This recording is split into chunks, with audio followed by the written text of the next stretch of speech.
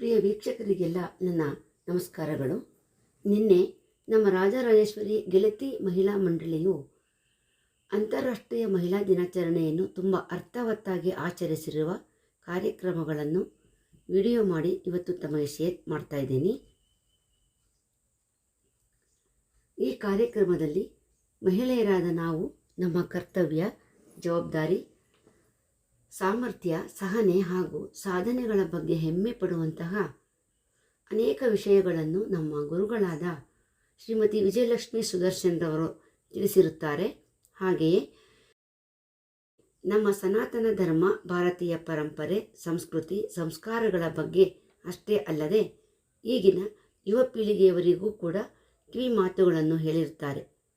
ಹೀಗೆಯೇ ಅವರ ವಿಚಾರ ಮಂಥನವು ನಮ್ಮ ಹಿಂದೂ ಧರ್ಮ, ಸಂತತಿ, ಸಂಸಾರ, ಆಚಾರ ಎಲ್ಲದರ ಬಗ್ಗೆಯೂ ಬಹಳ ವಿಷಯವನ್ನು ಒಳಗೊಂಡಿದೆ.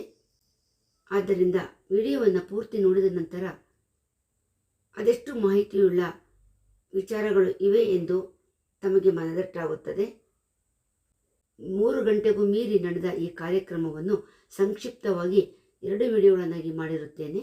ಇನ್ನೊಂದಷ್ಟು ನಮ್ಮ ಗೆಳತಿಯರು ಮಹಿಳೆಯರ ಸಬಲೀಕರಣದ ಬಗ್ಗೆ ಹಾಗೂ ಸ್ವಾತಂತ್ರ್ಯದ ಬಗ್ಗೆ ಉತ್ತಮವಾದ ವಿಮರ್ಶೆಯನ್ನು ನೀಡಿದ್ದಾರೆ.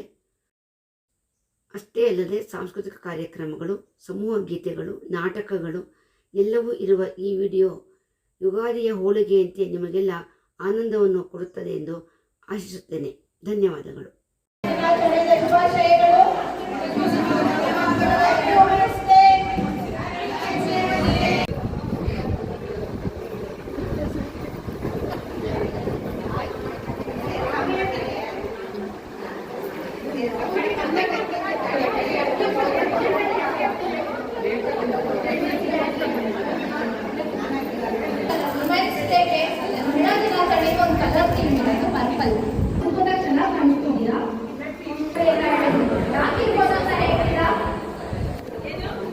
ಇವತ್ತು ನಿಮಗೆ ಒಂದು ಕೊಟ್ಟಿದ್ದೀವಿ, ಅದರಲ್ಲಿ ನಿಮ್ಮ ಹೆಸರನ್ನ ಬರೆದಿದ್ದೀವಿ. ಅದು ಯಾಕೆ ಅಂತ ಯಾರಾದ್ರೂ ಹೇಳ್ಬಲ್ಲ? ಅದೃಷ್ಟವಂತ ನಮ್ಮ ಸದಸ್ಯರನ್ನ ಇದರಲ್ಲಿ ನಮ್ಮ ಮಹಿಳಾ ದಿನಾಚರಣೆ ಕಾರ್ಯಕ್ರಮಕ್ಕೆ ಅತಿಥಿಯಾಗಿ ಮಾಡೋಕ್ಕೋಸ್ಕರ ನಾವು ಅದನ್ನ ಸ್ವಲ್ಪನ ಬೆಳೆಸ್ಕೊಂಡಿದ್ದೀವಿ. ಮಹಿಳೆ ಕೇವಲ ಮಾಯ ಸೀಮಿತವಲ್ಲ, ಆಕೆ ಸಮಾಜದ ಬೆನ್ನೆಲುಬು. ಲಿಂಗ ತಾರತಮ್ಯವನ್ನು ಹೋರಾಡಿಸಿ ಸಮಾನದ ಅವಕಾಶ ಕಲ್ಪಿಸಲು ದಿನವನ್ನು ಆಚರಿಸ್ತೀವಿ. ಮಹಿಳೆಯರು ಎಲ್ಲ ಕ್ಷೇತ್ರದಲ್ಲಿ ಕಾರ್ಯಕ್ರಮ ತಮ್ಮೆಲ್ಲರಿಗೂ ಗೊತ್ತು. ಪ್ರತಿ ವರ್ಷ ಮಹಿಳಾ ದಿನಾಚರಣೆ ಒಂದು ಥೀಮ್ ಇರುತ್ತೆ. ಅವರೊಂದು ಥೀಮ್ ಮಾಡ್ಕೊಂಡು ಈ ವರ್ಷ ಯೂಟ್ಯೂಬ್ ಏನಂತ ಮಾಡ್ಯಾರ, ಗಳಿಸಲು ನೀಡಿದೆ ಅಂತ. ಯೂಟ್ಯೂಬ್ ಗಳಿಸಲು ನೀಡಿದೆ ಅಂತ ಅದು ಮಾಡಿದ್ದಾರೆ. ಇದರ ಅರ್ಥ ಏನಂದ್ರೆ ಮಹಿಳೆಯರಿಗೆ ಅವಕಾಶಗಳನ್ನು ಮತ್ತು ತಂಡಗಳನ್ನು ನೀಡುವ ಮೂಲಕ ಲಿಂಗ ಸಮಾನತೆಯನ್ನು ಜಗತ್ತಿನ ಸಮಾನತೆಯನ್ನು ಉತ್ಪಾದಿಸುತ್ತಾ ಇಂದಿನ ಕಾರ್ಯಕ್ರಮಕ್ಕೆ ವೇದಿಕೆಗೆ ಮೊದಲಿಗೆ ನಮ್ಮ ಪ್ರೀತಿಯ ಗೆಳತಿ ಹಾಗೂ ಸಂಗೀತ ಕಲಾವಿದರಾದಂಥ ಸತ್ಸಂಗ ಪ್ರಚಾರಕರು, ನಮ್ಮ ಸಂಘದ ಕಲಾವಿದರಾದಂಥ ಶ್ರೀಮತಿ ವಿಜಯ ಸುದರ್ಶನ್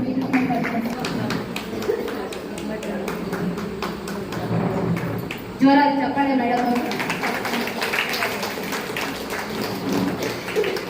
ಹಾಗೆ ಈ ವರ್ಷದ ನೂತನವಾದ ಅಧ್ಯಕ್ಷರಾದಂಥ ನಮ್ಮ ನಿಮ್ಮೆಲ್ಲರ ಪ್ರೀತಿಯ ಗೆಳತಿ ರಾಮಸ್ವಾಮಿ ಅವರು ವೇದಿಕೆ ಮೇಲೆ ಬರಬೇಕು.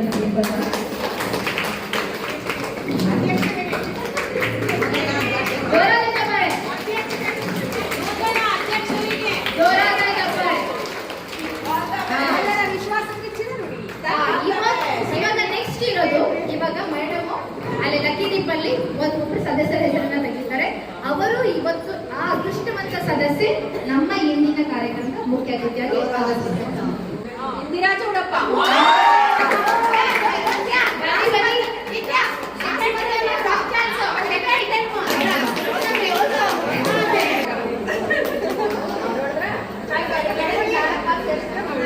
ಇವತ್ತಿನ ಕಾರ್ಯಕ್ರಮ ಪ್ರಾರಂಭ ಮಾಡೋದಕ್ಕಿಂತ ಮುಂಚೆ ಯಾವುದೇ ಒಂದು ಕಾರ್ಯಕ್ರಮ ಪ್ರಾರಂಭ ಮಾಡಬೇಕಾದ್ರೆ ಯಾವುದೇ ವಿಘ್ನ ಇರಬಾರ್ದು. ಅದಕ್ಕಿಂತ ಮುಂಚೆ ನಮ್ಮ ಸಂಘದಲ್ಲಿ ನಾವು ಪ್ರಾರ್ಥನೆಗಿಂತ ಮುಂಚೆ ಸಾಮೂಹಿಕ ಪ್ರಾರ್ಥನೆ ಮಾಡ್ತೇವೆ. ದಯವಿಟ್ಟು ಎಲ್ಲರೂ ನಿಂತು ಸಾಮೂಹಿಕ ಪ್ರಾರ್ಥನೆ ಮಾಡ್ತೇವೆ.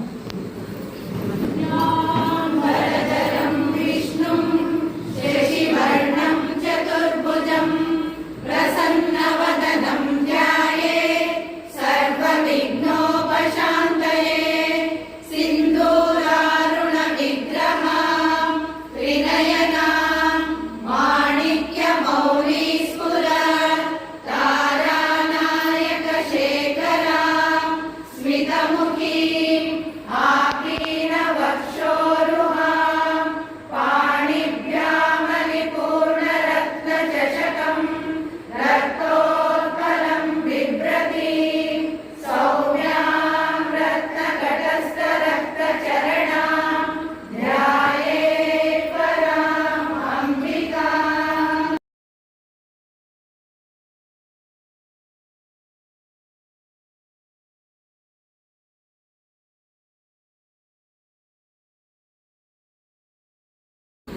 ಎಲ್ಲರಿಗೂ ಸೇವಾದವರು ವೈಯಕ್ತಿಕ ಪ್ರಾರ್ಥನೆಯನ್ನು ನೆನಪು ಕಾಣಿಸೋಣ.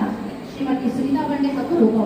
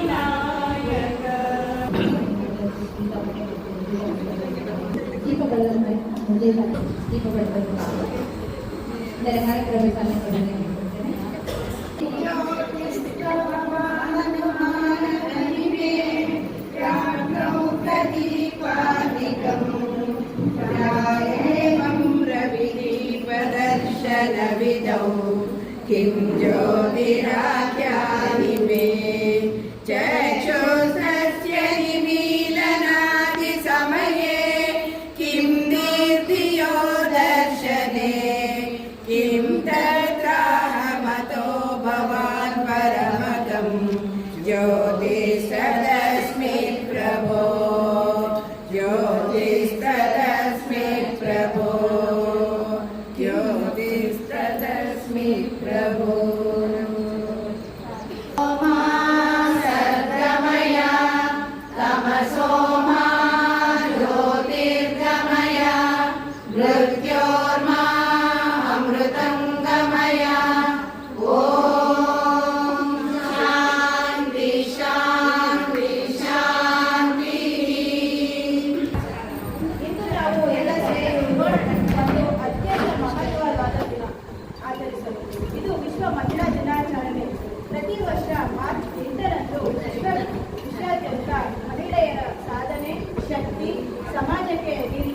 ಕೊಡುಗೆಗಳನ್ನು ಸ್ಮರಿಸಲು ಈ ದಿನವನ್ನು ಆಚರಿಸುತ್ತಾರೆ.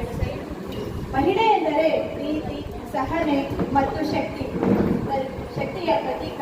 ಒಂದು ಕುಟುಂಬ ಬೆಳವಣಿಗೆಗೆ ಮಹಿಳೆಯರ ಪಾತ್ರ ಬಹಳ ಮುಖ್ಯ. ತಾಯಿಯಾಗಿ, ಹೆಂಡತಿಯಾಗಿ, ಸಹೋದರಿಯಾಗಿ ಮತ್ತು ಸ್ನೇಹಿತೆಯಾಗಿ ಮಹಿಳೆಯನ್ನು ತನ್ನ ಜೀವನವನ್ನು ಇತರರ ಸಂತೋಷಕ್ಕಾಗಿ ಅರ್ಪಿಸುತ್ತಾಳೆ. ಅವಳ ಕಾಳಜಿ ಮತ್ತು ಪ್ರೀತಿ ಕುಟುಂಬವನ್ನು ಒಗ್ಗೂಡಿಸುತ್ತದೆ. ಇಂದು ಸಮಾಜದಲ್ಲಿ ಮಹಿಳೆಯರು ಶಿಕ್ಷಣ, ವಿಜ್ಞಾನ, ಕ್ರೀಡೆ, ರಾಜಕೀಯ ಮತ್ತು ಉದ್ಯಮ ಸೇರಿದಂತೆ ಎಲ್ಲ ಕ್ಷೇತ್ರಗಳಲ್ಲಿಯೂ ಮಹತ್ವದ ಸಾಧನೆಯನ್ನು ಮಾಡಿದ್ದಾರೆ. ಹಿಂದೆ ಮಹಿಳೆಯರಿಗೆ ಅವಕಾಶಗಳು ದೊರೆಯುತ್ತಿರಲಿಲ್ಲ. ಆದರೆ ಇಂದು ಶಿಕ್ಷಣ ಮತ್ತು ಸಮಾಜ ಅವಕಾಶಗಳ ಮೂಲಕ ಮಹಿಳೆಯರು ತಮ್ಮ ಸಾಮರ್ಥ್ಯವನ್ನು ಸಾಬೀತುಪಡಿಸಿದ್ದಾರೆ. ದೇಶದ ಅಭಿವೃದ್ಧಿಯಲ್ಲಿ ಮಹಿಳೆಯರ ಪಾತ್ರ ಅತ್ಯಂತ ಮಹತ್ವವಾಗಿದೆ. ಮಹಿಳೆಯರು ಶಕ್ತಿಯಾದರೆ ಕುಟುಂಬದ, ಸಮಾಜ ಮತ್ತು ದೇಶವು ಶಕ್ತಿಯುತವಾಗುತ್ತದೆ. ಈ ದಿನ ಒಂದು ಸಂದೇಶವನ್ನು ನೀಡುವುದಾದರೆ ಮಹಿಳೆಯನ್ನು ಗೌರವಿಸಬೇಕು, ಅವರಿಗೆ ಸಮಾನ ಹಕ್ಕು ಮತ್ತು ಅವಕಾಶಗಳನ್ನು ನೀಡಬೇಕು. ಮಹಿಳೆಯರು ಸುರಕ್ಷಿತವಾಗಿ ಸ್ವಾಭಿಮಾನದಿಂದ ಬದುಕುವಂತಹ ಸಮಾಜವನ್ನು ನಿರ್ಮಿಸಬೇಕು. ಅದು ನಮ್ಮೆಲ್ಲರ ಜವಾಬ್ದಾರಿ. ಕೊನೆಗೆ ನಮ್ಮ ತಮ್ಮ ಜೀವನವನ್ನು ಸುಂದರಗೊಳಿಸುವ ಎಲ್ಲ ಮಹಿಳೆಯರಿಗೂ ನನ್ನ ಹೃತ್ಪೂರ್ವಕ ಅಭಿನಂದನೆಗಳು ಮತ್ತು ಶುಭಾಶಯಗಳು. ಮುಂದಿನ ಕಾರ್ಯಕ್ರಮ ನಮ್ಮ ಇವತ್ತಿನ ವೇದಿಕೆಯ ಆಸನಾಗಿರ್ತಕ್ಕಂಥ ಅದೃಷ್ಟ ಸದಸ್ಯೆ ಇಂದಿರಾ ಚೌಲಭ ಮುಖ್ಯ ಅತಿಥಿಗಳು ಅವರಿಂದ ಇವತ್ತು ಮಹಿಳಾ ದಿನಾಚರಣೆಯ ಶುಭಾಶಯಗಳು. ವೇದಿಕೆ ಮೇಲೆ ಕೂತಿರೋ ಹೊಸ ನೂತನ ಅಧ್ಯಕ್ಷರಾದರೆ ಶುಭಾಶಯಗಳು. ನಮ್ಮ ಗೌರವ ಅಧ್ಯಕ್ಷರಿಗೂ ನಮಸ್ಕಾರಗಳು, ಸದಸ್ಯರಿಗೂ ನಮಸ್ಕಾರ. ಇವತ್ತು ಎಲ್ಲರೂ ಗೊತ್ತಿರೋ ಹಾಗೆ ಮಹಿಳಾ ದಿನಾಚರಣೆ, ಅದು ಮಾರ್ಚ್ 8ನೇ ತಾರೀಕು. ಎಲ್ಲ ಕ್ಷೇತ್ರದಲ್ಲೂ ಮಹಿಳೆಯರಿದ್ದಾರೆ. ಯಾರೂ ಮುಂದೆ ಇವಾಗ ತೆಗೆದು ಹಾಕೋದಿಲ್ಲ, ಎಲ್ಲರೂ ಮುಂದೆ ಬರ್ತಾ ಇದ್ದಾರೆ. ಮಾತಾಡಕ್ಕೆ ನಂಗೆ ಗೊತ್ತಾಗಿಲ್ಲ. ಎಷ್ಟು ವರ್ಷದಿಂದ ಇದ್ದೀರಾ ಈ ಸಂಘದಲ್ಲಿ? ಸುಮಾರು 21 ವರ್ಷದಿಂದಲೂ ಇದ್ದೇವೆ. ಮಹಿಳಾ ದಿನಾಚರಣೆ ದಿವಸನೇ ಅದೃಷ್ಟ ಮಹಿಳೆಯಾಗಿ ಆಯ್ಕೆಯಾಗಿದ್ದೆ. ಆಯ್ಕೆಯಾಗಿದ್ದೀನಿ. ತುಂಬಾ ಸಂತೋಷ ಆಗ್ತಾ ಇದೆ. ಧನ್ಯವಾದಗಳಿಗೆ.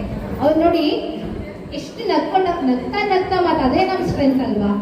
ಮಹಿಳೆಯರಿಗೆ ನಗುನೇ ಸ್ಟ್ರೆಂತ್, ಅದೇ ಎಸ್ಪೆಷಲಿ ಈ ಏಜಲ್ಲಿ ನಾವು. ಯಾಕಂದ್ರೆ ಆಲ್ಮೋಸ್ಟ್ ಮಕ್ಕಳು ಮೊಮ್ಮಕ್ಕಳು ಮದುವೆ ಮಾಡಿ ಮೊಮ್ಮಕ್ಕಳು ಅದನ್ನ ನೋಡೋಂಥ ಏಜಲ್ಲಿ ಇದ್ದೀವಿ. ಐ ಥಿಂಕ್ ಎಲ್ಲರೂ ಆಲ್ಮೋಸ್ಟ್ ಅಲ್ಲೇ 40 ಒಳಗಡೆ ಇರೋರು ತುಂಬ ಕಮ್ಮಿ ಅನ್ಕೋತೀನಿ. ಎಲ್ಲ 40+ ಅಲ್ಲೇ ಇದ್ದೀರಾ. 40+ ಅಲ್ಲಿ ಇರೋರೆಲ್ಲ ಮನಪೋಸದ ಅದೆಲ್ಲ ಸ್ಟೇಜಸ್ ಎಲ್ಲ ಇರುತ್ತೆ. ಮೆಂಟಲ್ ಪೀಸ್ ಬೇಕು ಅಂದ್ರೆ ಮಹಿಳೆ ನಗ್ತಾ ಇರಬೇಕು ಅಂತ ಹೇಳ್ತಾರೆ. ನಗ್ತಾ ಇದ್ರೆ ನಮ್ಮ ಮೆಂಟಲ್ ಸ್ಟ್ರೆಸ್ ಎಲ್ಲ ಹೊರಟೋಗುತ್ತೆ ಅಂತ ಪ್ರತಿಯೊಬ್ಬ ಡಾಕ್ಟರ್ ಕೂಡ ಹಾಗೆ ಹೇಳ್ತಾರೆ. ಇವತ್ತು ಮೀಡಿಯಾದಲ್ಲೂ ಅದನ್ನೇ ತೋರಿಸ್ತಾರೆ. ಇವತ್ತಿನ ಈ ಕಾರ್ಯಕ್ರಮದಲ್ಲಿ ಮುಖ್ಯ ಅತಿಥಿಗಳು ಮೇನ್ ಅವ್ರು ಮಾತು ಕಮ್ಮಿ ಇದ್ರು ಕೂಡ ಅವ್ರು ನಗ್ನಗ್ತಾ ಮಾತಾಡಿದ್ರಲ್ಲ, ನಿಜವಾಗ್ಲೂ ಅದಕ್ಕೆ ನಾವು ಹೆಚ್ಚು ಅವ್ರೊಂದು ದೊಡ್ಡ ಕಾರ್ಯಕ್ರಮ. ನೆಕ್ಸ್ಟ್ ನಮ್ಮ ಗೌರವ ಅಧ್ಯಕ್ಷರಿಂದ ಒಂದೆರಡು ಮಾತನಾಡಬೇಕು.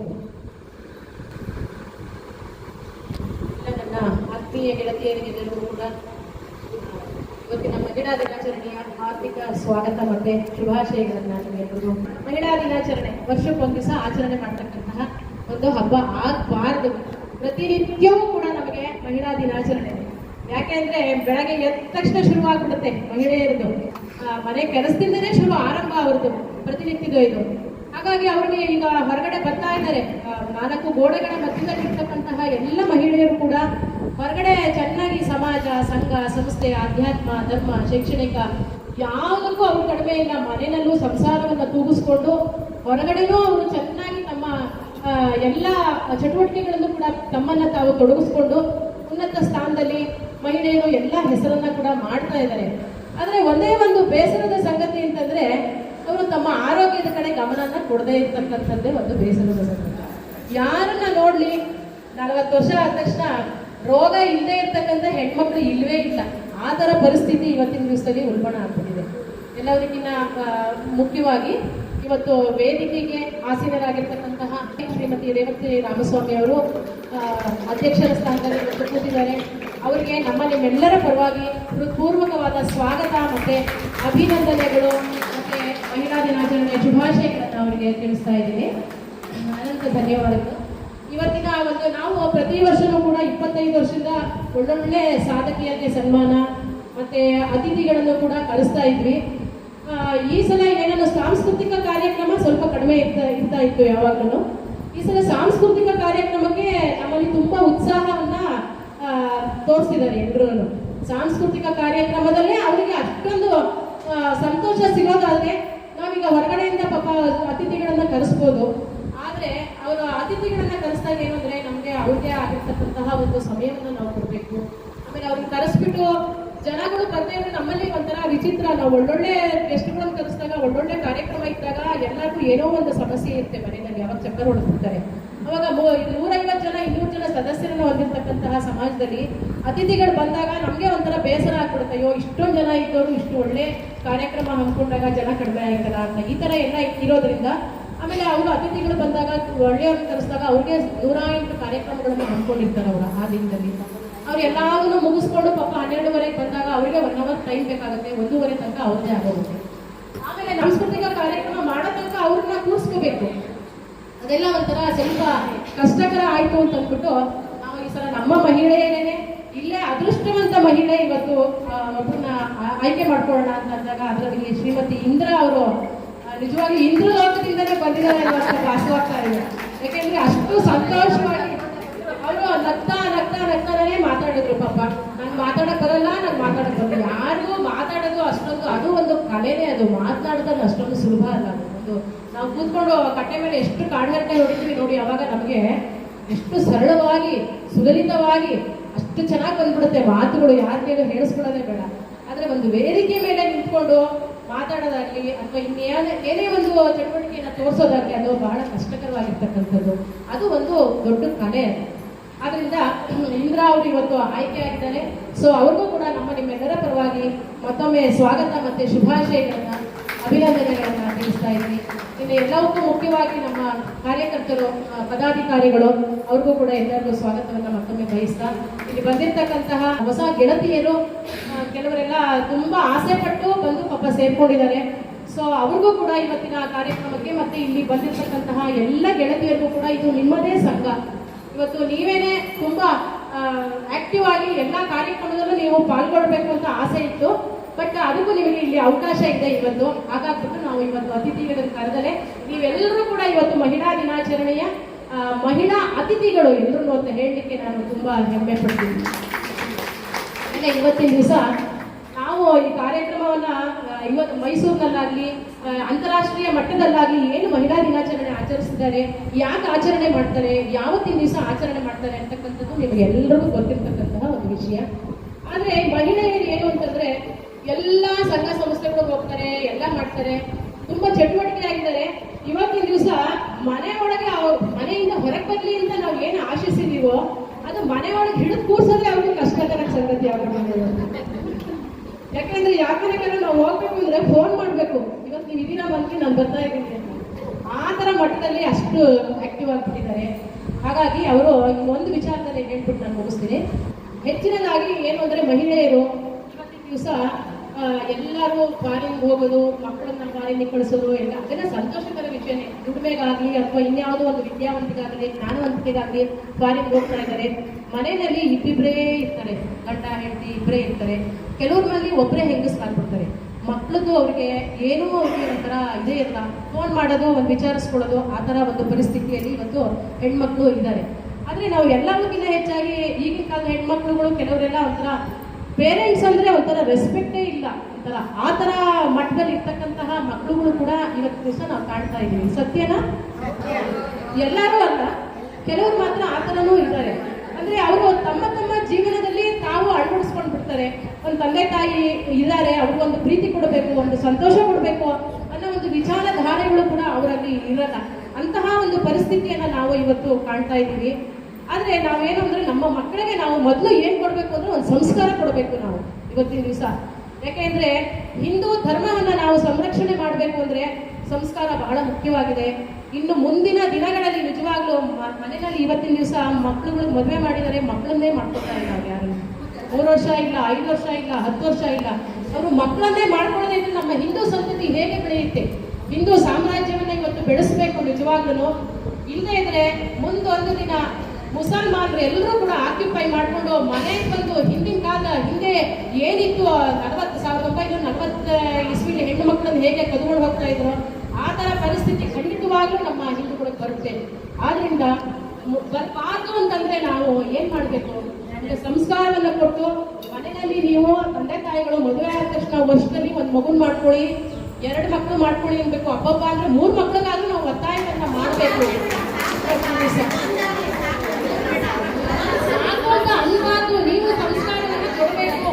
ಮಠದಲ್ಲಿ ಗುರುಗಳೇ ಆದೇಶ ಕೊಟ್ಟಿದ್ದಾರೆ 3 ಮಕ್ಕಳು ಮಾಡ್ಕೋಬೇಕು ಅಂತ ನೀವು ಏನ್ ಮಾಡ್ಬೇಕು? ತಂದೆ ತಾಯಿಗಳು ಮಕ್ಕಳಾಗ್ಲಿ ಸೊಸೆರಾಗ್ಲಿ ಮಗು ಮಾಡ್ಕೊಳಮ್ಮ, ವರ್ಷದೊಳಗೆ ಮಗು ಮಾಡ್ಕೊಳಮ್ಮ ಅಂತ ನೀವು ತಂದೆ ತಾಯಿಗಳವ್ರಿಗೆ ಒತ್ತಾಯವನ್ನ ಮಾಡಿದ್ರೆ ನಮ್ಮ ಹಿಂದೂ ಧರ್ಮ ಬೆಳೆಯುತ್ತೆ. ನಿಜವಾಗ್ಲೂ ಹಿಂದೂಗಳು ಉಳ್ಕೊತಾರೆ ಅಂತ ಈ ಒಂದು ದಿಶೆಯಲ್ಲಿ ಹೇಳಲಿಕ್ಕೆ ನಾನು ಇಷ್ಟಪಡ್ತೀನಿ. ಅವರೆಲ್ಲ ನೋಡಿ ಮುಸಲ್ಮಾನರುಗಳೆಲ್ಲ ಒಂದೊಂದು ಅರ್ಥ.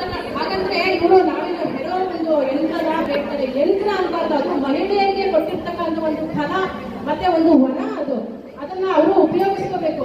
ಇವಾಗ ಏನಂದ್ರೆ ಬರೀ ದುಡಿಮೆ. ಆಮೇಲೆ ಆಯಸ್ಸು ಅಷ್ಟೇ 60 ನಂತರ ತುಂಬಾ ಕಷ್ಟ ಆಗ್ತಿದೆ. ಇವಾಗ ಈಗ ಇದ್ದವರು ನಾಳೆ ಇರ್ತಾರೆ ಇಲ್ಲ ಅಂತಕ್ಕಂಥದ್ದೇ ಬಹಳ ಸೂಕ್ಷ್ಮವಾದ ವಿಚಾರ ಆಗಿದೆ. ಆದ್ರಿಂದ ನಾವು ಮುಂದಿನ ದಿನಗಳಲ್ಲಿ ಈ ಸಂಘ ಸಂಸ್ಥೆಗಳಲ್ಲಿ ಹಲವಾರು ಸಾಧನೆಗಳನ್ನ ಸನ್ಮಾನಗಳನ್ನ ಮಾಡಿಸ್ಕೊತಾ ಇದ್ದಾರೆ.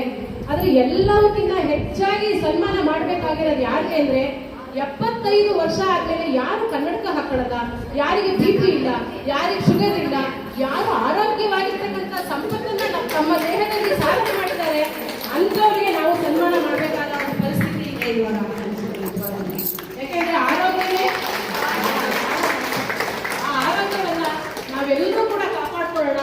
ಮಹಿಳಾ ದಿನಾಚರಣೆ ವರ್ಷಕ್ಕೊಂದು ದಿವಸ ಆಚರಣೆ ಮಾಡಿದರೆ ಮಹಿಳೆಯರು ಅಂದ್ರೆ ಆರೋಗ್ಯದ ಒಂದು ಸಂಪತ್ತು, ಆರೋಗ್ಯದ ಒಂದು ಖನಿಜ ಅವರು. ಈಗ ಎಲ್ಲ ಮಹಿಳೆಯರೇ ನಮ್ಮ ಆದರ್ಶ. ನಾವು ಅದು ಇದು ಮಣ್ಣು ಮಸಿ ಏನೇನೋ ಹೇಳ್ತಿರ್ತೀವಿ, ಅವೆಲ್ಲ ಸುಮ್ಮನೆ ಒಂಥರ ವೇದಿಕೆಗೆ ಸೀಮಿತವಾಗಿರ್ತಕ್ಕಂಥದ್ದು ಅಷ್ಟೇನೆ ಅಂತ ಅನ್ಸೋದೆ ನನಗೆ.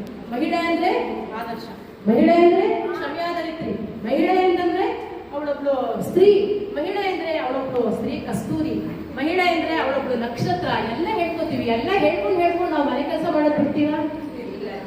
ಅದೆಲ್ಲ ನಮ್ಗೆ ದೈನಂದಿಕವಾಗಿ ಬೇಕೇ ಬೇಕು. ತಾಯಿ ಅಂದ್ರೆ ಎಲ್ಲವಕ್ಕೂ ಒಂದು ದಾರಿ, ಅವಳು ತಾಯಿನೇ, ಅವಳು ಎಲ್ಲದಕ್ಕೂ ಒಂದು ಅಡಿಪಾಯ. ಆದ್ರಿಂದ ಎಲ್ಲ ಈ ಬಂದಿರತಕ್ಕಂತಹ ಎಲ್ಲರಿಗೂ ಕೂಡ ಮತ್ತೊಮ್ಮೆ ಮಹಿಳಾ ದಿನಾಚರಣೆಯ ಒಂದು ಪೂರ್ವಕವಾಗಿರ್ತಕ್ಕಂತಹ ಅಭಿನಂದನೆಗಳು, ಶುಭಾಶಯಗಳನ್ನು ಮತ್ತೊಮ್ಮೆ ನಿಮಗೆಲ್ಲ ತಿಳಿಸ್ತಾ ನನ್ನ 2 ಮಾತುಗಳನ್ನ ಮುಗಿಸ್ತಾ ಇದ್ದೀನಿ. ತುಂಬಾ ಹಿರಿಯರು, ನನಗಿನ್ನ ಹಿರಿಯರಿದ್ದಾರೆ. ನಾನು ಏನಾದ್ರು ಮಾತಲ್ಲಿ ಏನಾದ್ರು ಸ್ವಲ್ಪ ತಪ್ಪೇನಾದ್ರೂ ಆಡಿದ್ರೆ ದಯವಿಟ್ಟು ಕ್ಷಮಿಸಿ ಅಂತ ನಾನು ಕೇಳ್ಕೊತ ನಾನು 2 ಮಾತುಗಳನ್ನು ಮುಗಿಸ್ತಾ ಇದ್ದೀನಿ. ಜೈ ಹಿಂದ್, ಜೈ ಕರ್ನಾಟಕ ಮಾತೆ. ಮೇಡಮ್ ತುಂಬ ಚೆನ್ನಾಗಿ ಹೇಳಿದ್ರು. ಫಸ್ಟ್ ಅವ್ರು ಹೇಳಿರೋದು ಮೇನ್ ಇಂಪಾರ್ಟೆಂಟ್ ಹೆಲ್ತ್ ಬಗ್ಗೆ ಹೇಳಿದ್ರು. ಖಂಡಿತ ನಿಜವಾಗ್ಲೂ ನಾವು ನಮ್ಮ ಆರೋಗ್ಯ ಕಾಪಾಡ್ಕೊಂಡ್ರೆ ನಮ್ಮ ಮನೆ ಕೂಡ ಹಾಗೆ ಆರೋಗ್ಯವಾಗಿರುತ್ತೆ. ಅದೇನೋ ಒಂದು ಗಾದೆ ಇದೆ, ಮನೇಲಿ ಮಹಿಳೆ ಆರೋಗ್ಯವಾಗಿದ್ರೆ ಕುಟುಂಬ ಕೂಡ ಆರೋಗ್ಯವಾಗಿರುತ್ತೆ ಅಂತ. ನಾವು ಎಷ್ಟು ನಗ್ನಗ್ತಾ ಮನೇಲಿ ಇರ್ತೀವಿ, ಹಾಗೆ ಮನೇಲಿ ಇರ್ತಕ್ಕ ಪ್ರತಿಯೊಬ್ಬರು ನಗ್ನಗ್ತಾ ಇರ್ತಾರೆ ಅಂತ ಹೇಳಿದ್ರೆ ನನ್ನ ಮಾಡಕ್ಕೆ ಧನ್ಯವಾದ ತಿಳಿಸ್ತಾ ಮುಂದೆ ನಾವು ನಿಮ್ಗೆಲ್ಲರೂ ಗೊತ್ತಿರೋ ಹಾಗೆ ರೇವತಿ ಇವತ್ತು ಅವರು ನೂತನ ಅಧ್ಯಕ್ಷರಾಗಿ ಅವ್ರದ್ದು ಹೊಸತನದ ಮಾತನ್ನು ಕೇಳೋಣ. ಇಷ್ಟು ದಿವಸ ನೀವು ಬೇರೆ ತರದಲ್ಲಿ ಕೇಳಿದ್ದೀರಾ, ಈಗ ಅಧ್ಯಕ್ಷರ ಭಾಷಣ ಹೇಗಿರುತ್ತೆ ಅಂತ ನೋಡೋಣ.